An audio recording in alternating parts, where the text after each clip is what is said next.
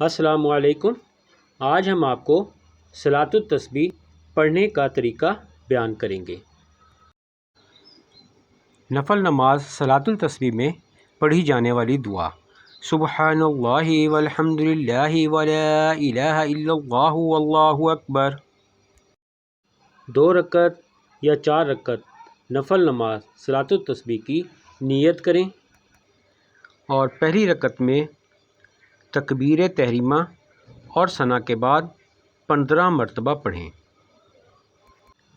سورہ فاتحہ اور سورت کے بعد رکوع سے پہلے 10 مرتبہ، رکوع میں سبحان ربی العظیم کے بعد 10 مرتبہ، رکوع سے کھڑے ہونے کے بعد یعنی قومہ میں 10 مرتبہ، پہلے سجدے میں سبحان ربی الاعلیٰ کے بعد 10 مرتبہ، دونوں سجدوں کے درمیان 10 مرتبہ، دوسرے سجدے میں سبحان ربی الاعلیٰ کے بعد 10 مرتبہ۔